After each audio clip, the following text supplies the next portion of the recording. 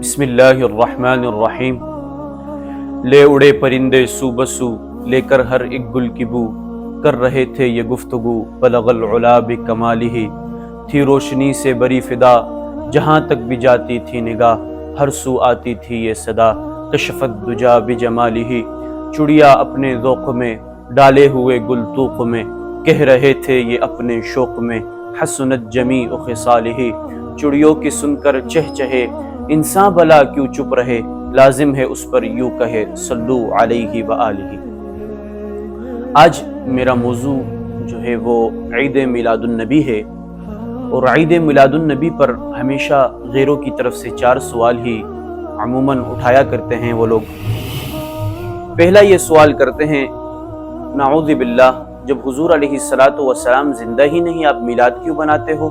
دوسرا سوال یہ کرتے ہیں کہ میلاد میں ہوتا کیا ہے؟ تیسرا سوال یہ کرتے ہیں کہ میلاد منانا کیسا ہے؟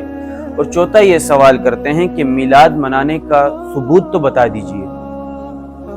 تو یہ جو آپ کو سمجھانا ہے یہ آپ تک ہی محدود ہے، کیونکہ وہابی کو سمجھ آ جائے یہ ہو نہیں سکتا، کیونکہ جہاں وہابی ہوگا وہاں عقل نہیں ہوگی، جہاں وہ عقل ہوگی وہاں وہابی نہیں ہوگا۔ یہ ایک دوسرے کی ضد ہے، اور اجتماعی ضدین جو ہے یہ محال ہے۔ تو آئیے سب سے پہلے سوال کا جواب دیتے ہیں۔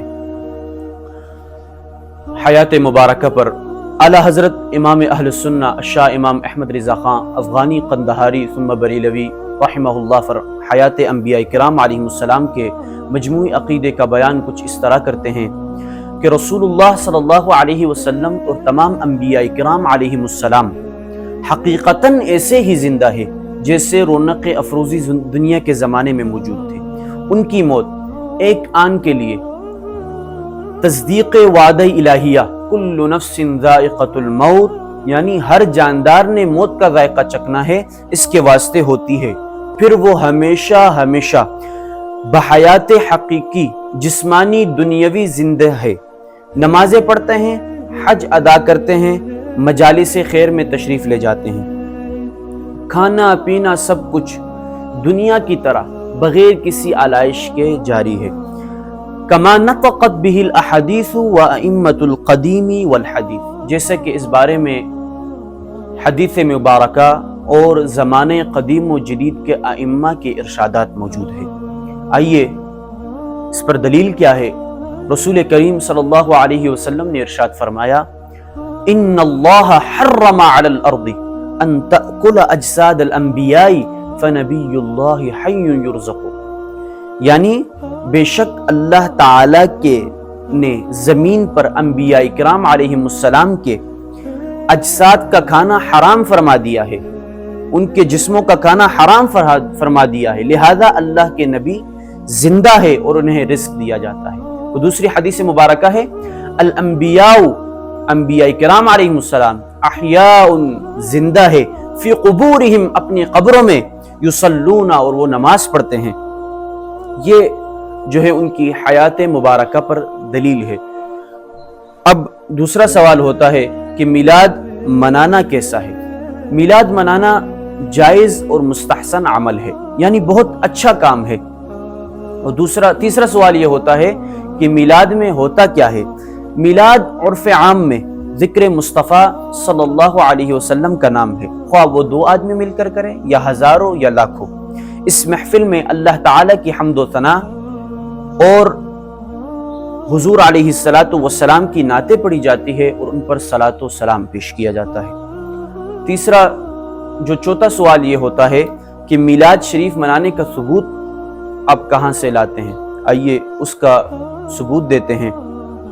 میلاد کا جواز بکثرت آیات اور احادیث مبارکہ سے ثابت ہے، اگرچہ جواز کے لیے یہ بھی کافی ہے کہ شریعت کی جانب سے اس کی کوئی ممانعت نہیں، یعنی جس کی ممانعت اللہ اور رسول کی طرف سے نہ ہو وہ کسی کے ممنوع کرنے سے منع نہیں ہوتی۔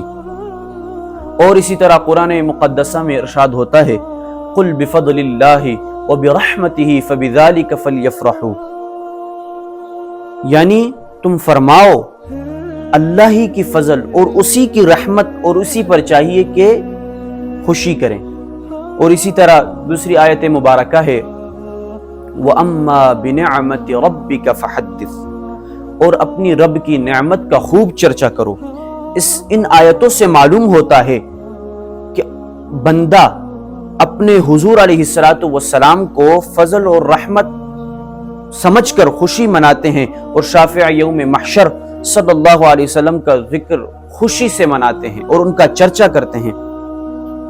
بخاری شریف کی حدیث مبارکہ ہے، حضرت عروہ فرماتے ہیں کہ سویبہ ابو لہب کی باندی تھی، جسے اس نے حضور علیہ السلام کی پیدائش کی خوشی میں آزاد کر دیا تھا۔ اس نے حضور علیہ السلام کو دودھ بھی پلایا۔ ابو لہب کے مرنے کے بعد اس کے بعض اہل نے اسے بہت بری حالت میں خواب میں دیکھا اور اس سے پوچھا کہ مرنے کے بعد تیرا کیا حال رہا؟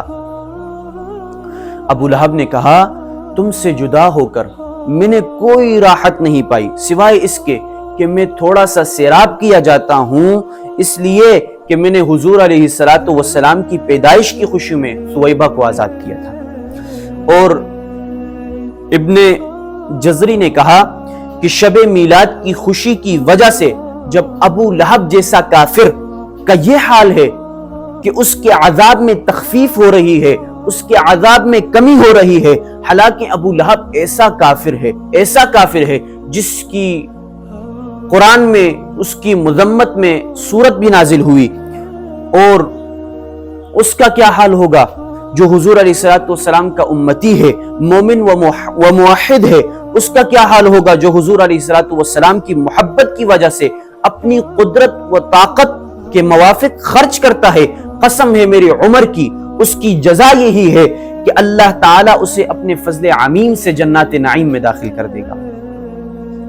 حشر تک ڈالیں گے ہم پیدائش مولا کی دھوم، مثل فارس نجد کے قلعے گراتے جائیں گے، خاک ہو جائے عدو جل کر مگر ہم تو رضا، دم میں جب تک دم ہے ذکر ان کا سناتے جائیں گے، وما توفیقی الا باللہ۔